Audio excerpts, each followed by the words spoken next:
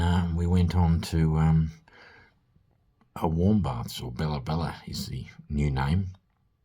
I think they got hot springs there or something, but that's a baking hot place, 38 degrees when we got there. We met a man called Johan van Niekerk, and his relatives, his great-grandfather is buried on Spiernkop. He was a Boer fighter, and so the Boers run through his blood. He's an Afrikaner. He worked for the South African police at one stage, a big, friendly man, built like a policeman. But it was I asked him about the police force. It was too much for him in the end. He was seeing a lot of nasty stuff, and there was no counselling or care for him. So he's always been interested in the Boer War. So he's taken on this historical role in Bella Bella, and that's where this blockhouse comes in. He used to be just a storeroom for the local council officers. He managed to negotiate with the council officers to get all their junk out of there, and the blockhouse is restored. It's gorgeous. It's one of the best in South Africa. So he told us all about that. We're at Warmbaths with a gentleman called Johan, and he's going to tell us about this blockhouse. He was consequential in saving it and restoring it. It's one of the best preserved of all the blockhouses, and you know how excited I get about a blockhouse. Hopefully he's going to tell us about it. This is Johan, everybody, and he's been involved in the preservation of the blockhouse. This is actually the only one of its type in the country, which makes it the only one of its type in the entire world. Sure. It's called, in military terms, it's called a funny. Not because it's a joke, but because it contains elements of every other blockhouse in the country. Right. There's no other blockhouse that looks exactly like this one. Yeah. But this one has features of every other blockhouse used in the country. This is one of 441 stone blockhouses built in South Africa. By Kitchener? Yes. Yeah.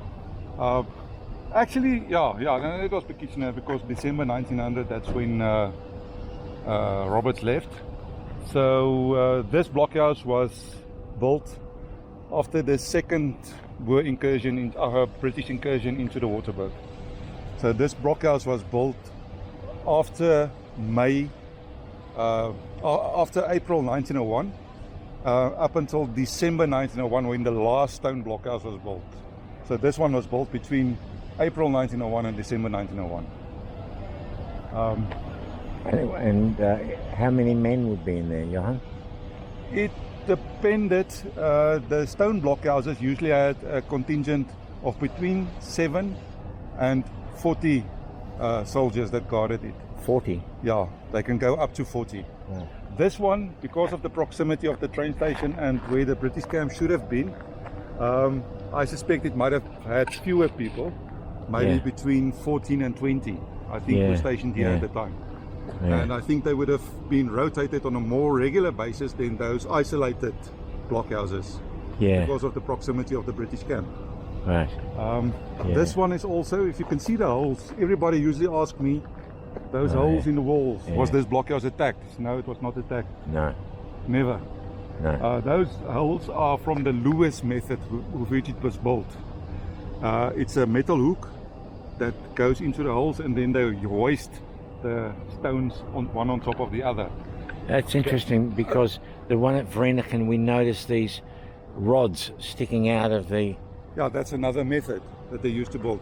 The only other blockhouses in South Africa built on this exact same method is in Harry Smith. Right. No other blockhouses in South Africa were built on the Lewis method. And I love those, are they sentry posts at the top there? Yes. If you can notice, those steel balconies, they are resting on railway sleepers. Railway looks tracks, like railway steel iron. railway lines. Yeah, wow. So they're not going anywhere in our lifetime. And the roof, has it been redone? The roof has not been redone, but there is some changes on the inside that I will show you now when we get inside. And if you notice those I think they call it correlations or what, the Corrugations, yes. Yeah. Protective Yeah. abutments on top. The white line, that wouldn't have been there at the time. No. That would have been open. That was added after. You will see when you get to the top level also there's a ceiling that wasn't there at the time. So that would have been open, and there's other features I will also show you. Now there's that line of paint underneath the archway. That was added later. Oh, was it? Yeah, the white was added later. That was that would have been open at the time with maybe a stone pillar, a wooden shaft or a stump or a pole. Yeah, sure. Keeping the roof up. Okay. That was added later, but the rest of it is still authentic. Okay. There's another feature that's also interesting that I would like to show you. Would they have kept their horses here? Would there be stables? I think there would have been horses here for the troops that's garrisoned here. Yeah. But with the proximity of the camp, Okay. the camp is walking distance from here, so I'm not sure. Oh, yeah, probably not. But Simon Green, who wrote the books on Anglo-Boer War, he said, I must start walking the line because he's certain, from all reports, 1,000 yards south of this one is another stone blockhouse. Wow. So there should be foundations. It's not in existence anymore, but the foundation should be there. And he said, no, I must please go and look for it. Would they? I don't believe him. I think it would be a rice blockhouse. I think so. Yeah, it's possible. I asked him the question about, in a situation like this, how many stone blockhouses would be clumped together? But he didn't answer me yet on that. So, another interesting feature, yeah.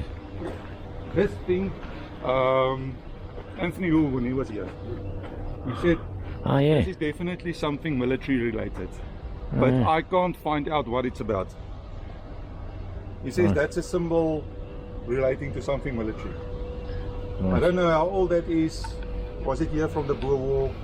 Is it after that? Because during World War II there was a lot of Italian prisoners that You can see the holes here, guys. Johan says that's how they assembled this. And look at the mortar.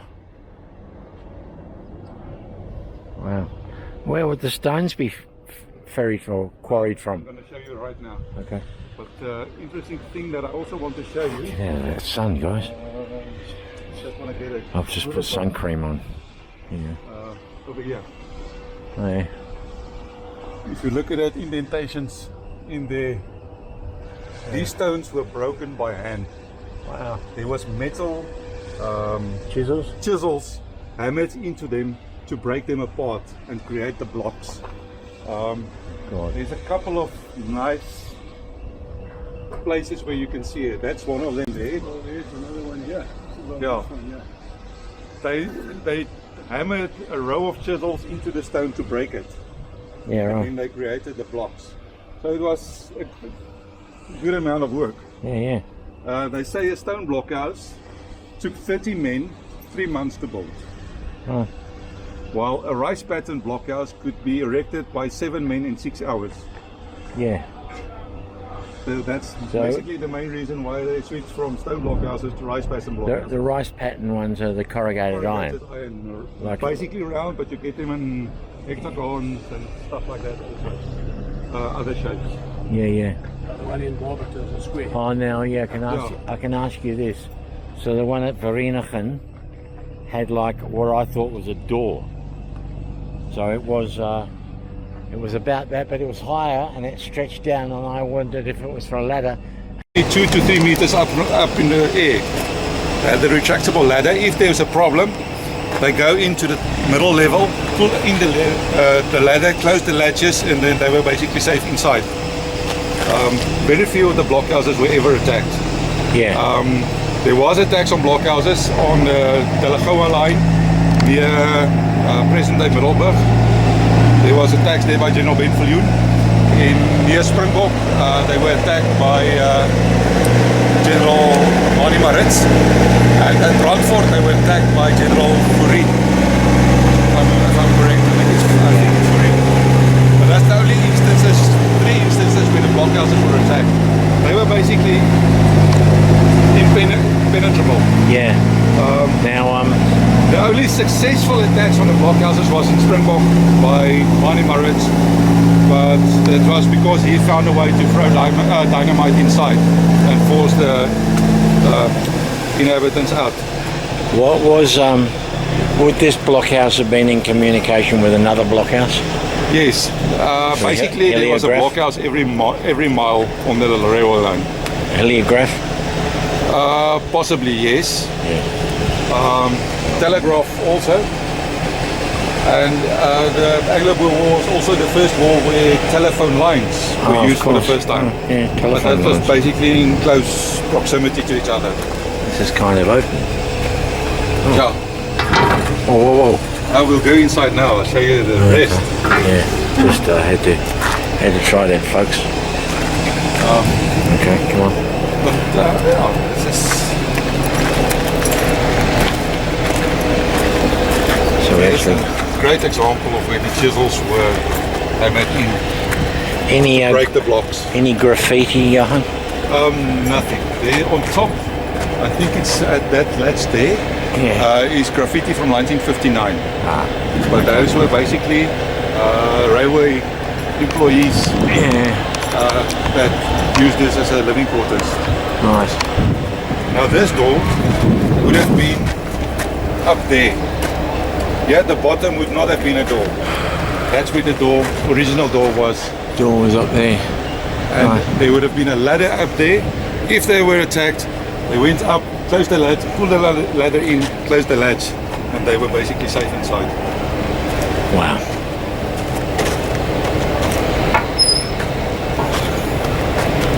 Are the doors original? The door was original as far as I know. Okay, well, it's nice in here, guys. During the 1980s, this blockhouse was restored. Yeah. One of the Italian prisoners of war that was here during World War II, he stayed behind after the war, Joe Caruso. And he went, a lot of the latches were damaged, and the latches and Yeah.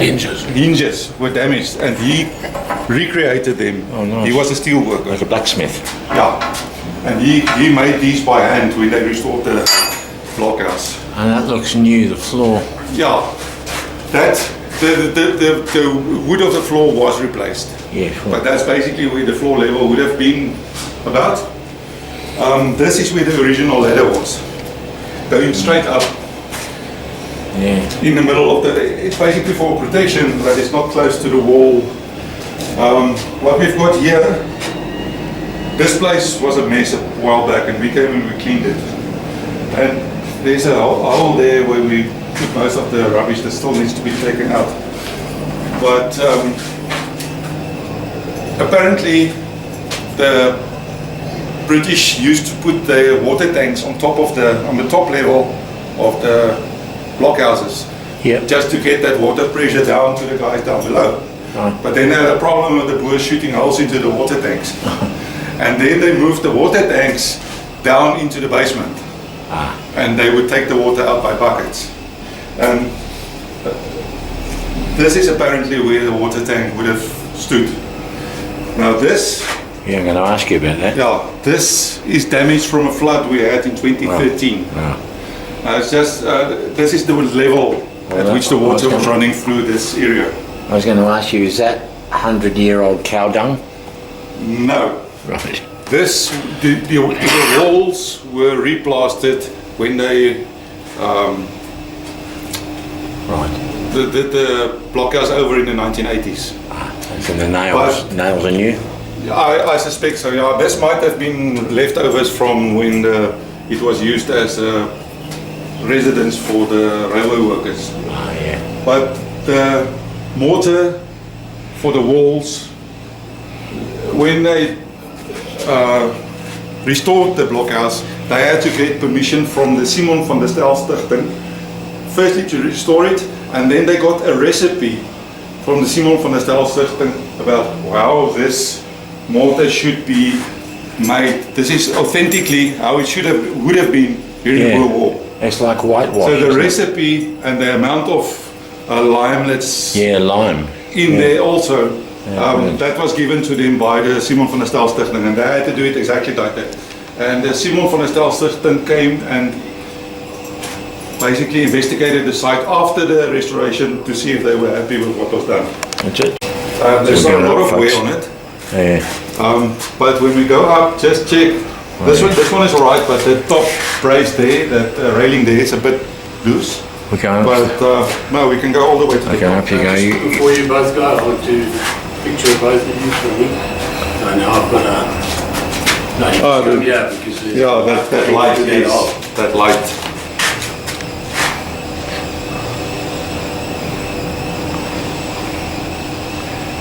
Right, thank you. Johan's going to demonstrate going up the ladder, these stairs. He tells us they're But safe. if you can check the wear on these stairs, I'm not sure if they are period from the Anglo-Boer War, but if you look at the wear on them, it's very possible. Wow. All you stair appreciators out there, this is right up your alley. Easier than climbing the mountain, eh? Oh yeah. Wow. Who'd have thunk, eh? In my lifetime I could have come into. I mean, this one blows the other one away, doesn't it? Just opening up for light. He's just airing it out. Otherwise it's a bit dark. This is my pointy stick. Still here. Oh, here's that date. Yeah, that's the date. I think that's from when this was used as the single quarters for the railway workers. That's railways? On the photograph, that old photograph on the form I gave you, this was a glass window at the time when they were used as a residence. Yeah. And this one as well. Here on. It's also a glass window.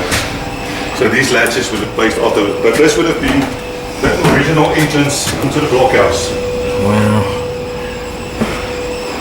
Up through This here. was the original entrance. The into original blockhouse. entrance with the ladder coming from The outside. ladder coming from outside, and then they would pull it in and close the latch. Yeah. So the door at the bottom was the one that was originally in here. Yeah.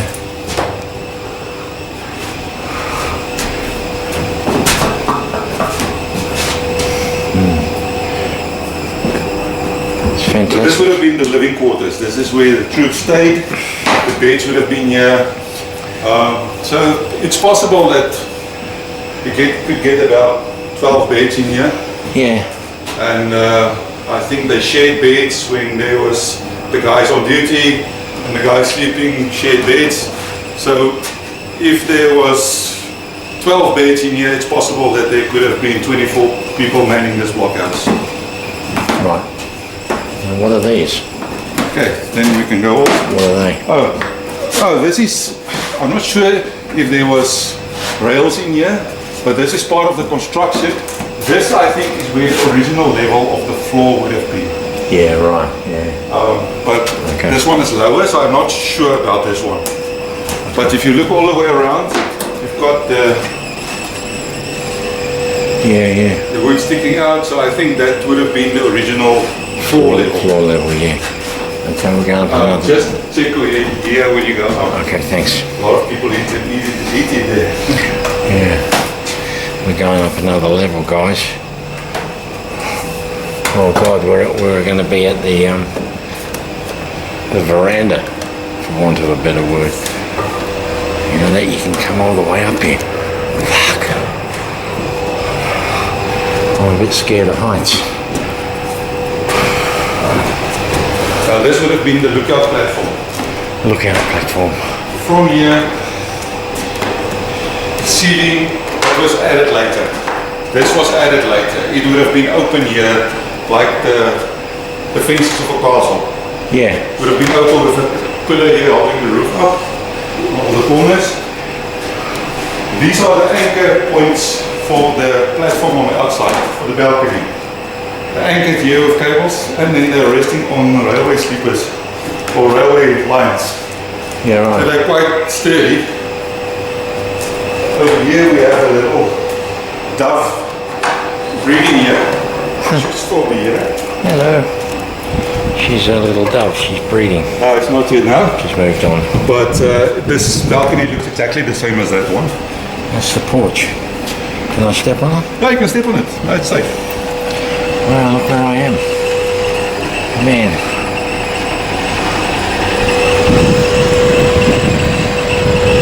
Solid iron, folks.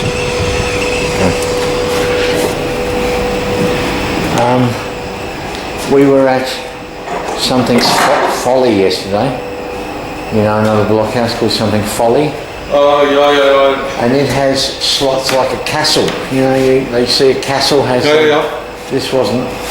Yeah, this basically had those same slots. This was added later. So this would have been open at the top. Yeah. This would have been open. This was closed down later. And they could fire down from here. Yes. Yeah. You can check the angle also. They had about a 45-degree angle that they could operate the rifles through. Yeah, right. Yeah. And another interesting feature, the floor, because it was open, Yeah. rainwater got in. Yeah. So they sloped the floor like that to make a runoff for the water, so the water don't pool on the wooden floor and damage the wood. Yeah, it is sloped, guys. And this is a relic of the Anglo-Boer War. There's a relic. That's the remains of a gun rack. Oh wow. Look at that, guys. That's where they would have placed the 303 rifle in. Yeah. And it would have rested against the frame on this side. And when there's trouble, the guy would come and collect his rifle. And That's he would. brilliant. But that's the original. It's an old screw. That's the original gun rack. The resting place of where the butt of the rifle would have rested. A gun rack. There would have been a row of them here. Yeah. Either this way or that way. Yeah. And there should have been about, I would estimate, 6 or 7 rifles would be standing here for the guys on duty. Because they wouldn't patrol with the rifle in the hand the entire day. Would look around, if he saw trouble, he would grab his rifle and return fire. Pop on. That's just extraordinary. Thank you for saving this. I think this might have also been part of the original flooring where another of the gun racks might have been. You can see the indentation there. Yeah. Johan knows every inch of this blockhouse. Now if you can look over here. Oh, I'm scared of heights. Okay. If you look directly there, the train line. northeast, Yeah. behind those light poles, there's a U with a little antenna on top. Yeah. That's called base corp.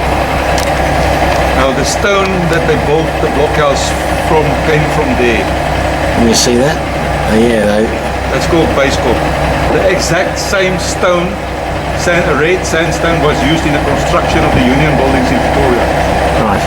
This is where they mined 60% of the stone that the Union buildings were. Okay, that's where the stones come from. Wow. My estimations, if you look over to the left, as you can look, there's trees peering over the far side. Yeah. That's basically where the British camp would have been situated. Sure. That's the railway line, guys. These bolts are from 1900. It might be later, but I suspect this is basically still original. Yeah. We are still speculating about these holes. Yeah. I would like to think that they were used, if they were attacked and the attackers were right up against the wall, they would throw dynamite through here on top of them. But that's just me, wishful thinking. But we're still speculating about what these holes would have been used for. Oh, I was thinking lavatory, but that's just the way my mind works. We can go down? Yeah, we can go down. If you go down, go to the first step, turn around and go down backwards. It's much easier. Yeah, you're right. Okay. And just watch your head as you pass underneath the floor. Thanks. And you think these steps might be original? The wear on If them? I look at the wear on it, yes, I think they might be original.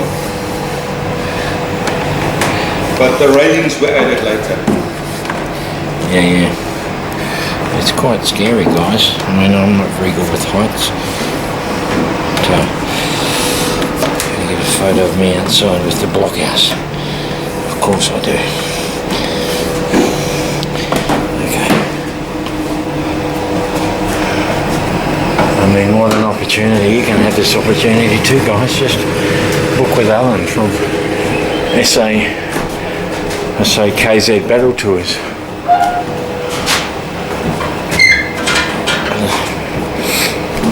This is exactly how the latches would have operated back in the day. Yeah. But most of these latches were missing when they refurbished this blockhouse in the 1980s. Yeah. And they were handmade by the Italian prisoner of war, Joe Caruso, that stayed behind. But this is exactly how the originals would have. There's some of them missing today even. That needs to be replaced like this one. You haven't had any wildlife moving here, bats or birds or anything? Bats, definitely. This is bat urine. Yeah, right. So that's definitely, there are bats in here, but you won't see them during the day. No. I don't know where they hide. I think maybe in the ceiling in the top. Yeah. But this is definitely, this is bat urine, these lines. And then on the top we have those two turtle doves that are nesting there. Yeah. Now this is construction again, is it? Those Yes, holes? yeah, that's from the construction, yes. Right. I tried to scour these walls to see if I can find any sign of graffiti, anybody's names, but for the life of me, I can't find it. No. I think if I go with a magnifying glass over every inch, I might find something, because it's very strange not to find any graffiti on the structure. Painted over? Even that, when I spoke to Anthony Hulle about that, he said, even if they painted it over, because it was sandstone is soft, they scratch it into the sandstone. Even if it's painted over, you will still see the indentations of the writing. Yeah, right. Okay. Okay, so this We go back the same way? Yes. This is the only railing that's a bit iffy, but the rest are fine. You can turn around and go down backwards again.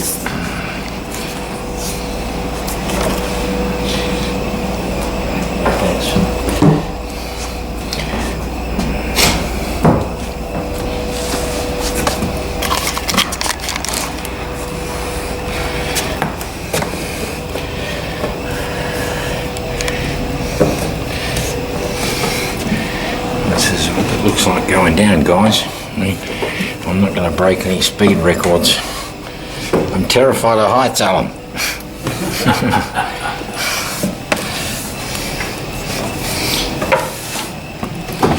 Okay, we did it. I'll tell him next time to have a pole here for you. You can just slide down on a fireman's pole. Yeah. Well, now I'm currently in negotiations with the municipal office to turn this into a mini museum. A museum. But because of the proximity, where it's situated, way out of town, there's not that much security. I'm not going to do anything that will put artifacts or stuff in here. I want to put up rails or stands with photographs and information boards explaining the history of the blockhouses all the way to the top, what each floor would have looked like and stuff like that. Yeah. So that's, I'm just waiting for the permission to go ahead and do that. I've already got people interested in funding me for getting it done. Yeah. Helping to make the stands for the boards, getting the printing done,